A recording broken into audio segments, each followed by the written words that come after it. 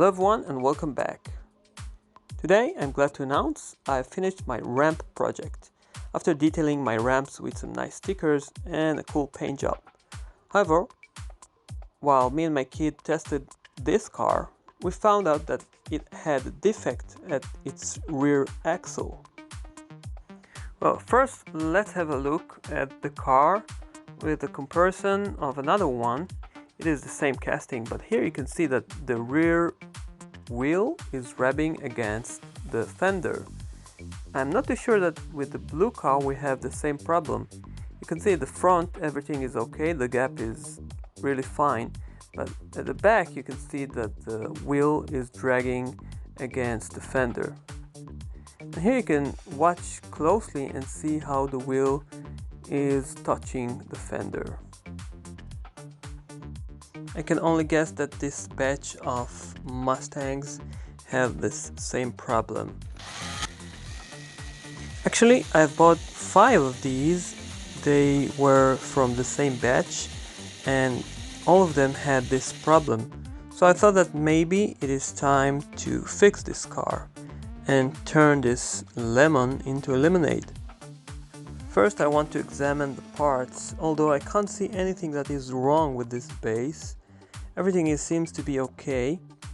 And also this part, the interior piece is flawless. I can't see anything that is bent or misaligned.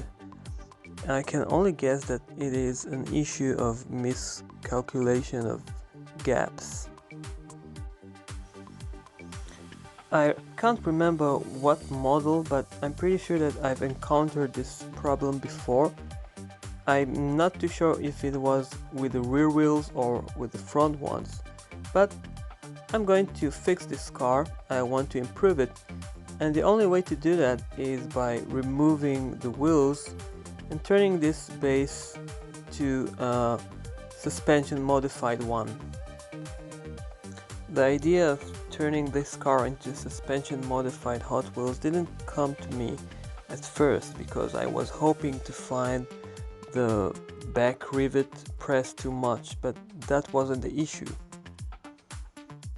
And yeah, sometimes the mushroom of one of the posts is pressed too hard. Sometimes it can cause a crack to the base, and sometimes it will press the base too strong on the entire body, and it will close the gap between the body and the wheels. Now back to our little project of fixing this base. I have to remove this plastic piece here. It used to hold the axle in place. I have to make this part flat. Needless to say, this area needs to be even. And if this part will not be flat and even, then the spring will not press against the axle in the right way.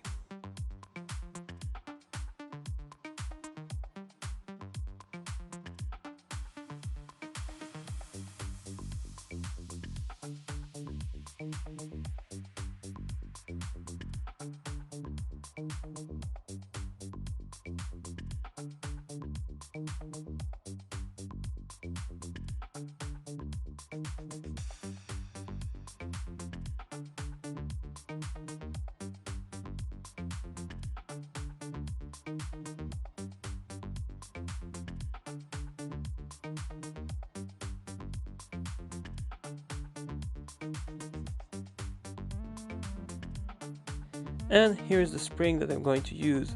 I always keep on answering you guys about questions where you can get this part, and the easiest way to do that is to find yourself a measuring tape and take its internal part of the measuring blade.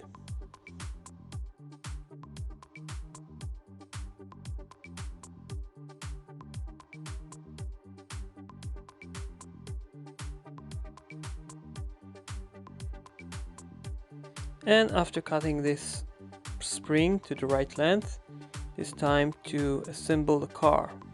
First I'm going to put the wheels in place, and then I'm going to put the spring blade here.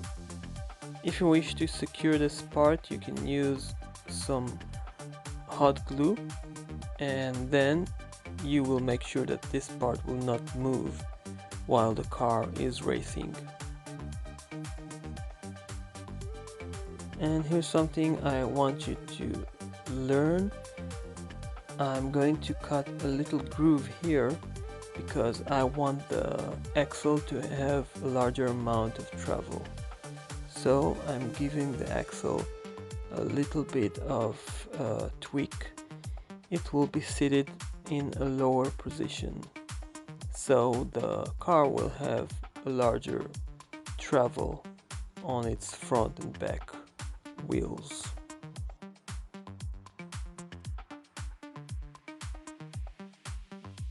Now it is time to assemble the car. As I told you, I'm using a drop of hot glue in order to secure the spring in place. Otherwise, the spring will move inside and then you will lose your suspension.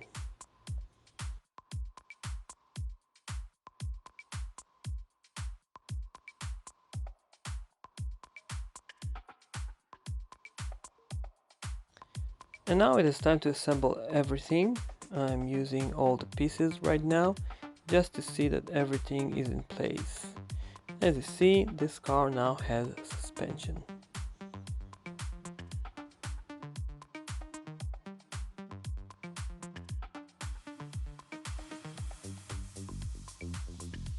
And of course, it is rolling way better than it used to be.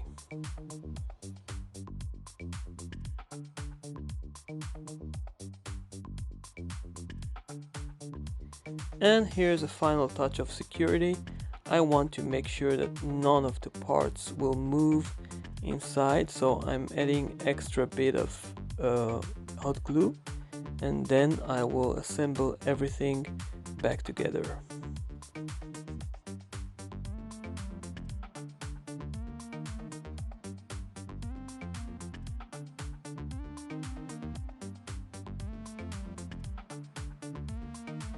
Of course, if you wish to build yourself a faster car, you can use different wheels, maybe faster than ever wheels, or you can take wheels from a color shifting car.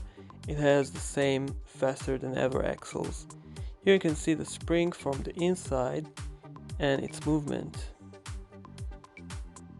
And now, after assembling the car, you can see that everything is in place and the car is seated in the right position and it has suspension.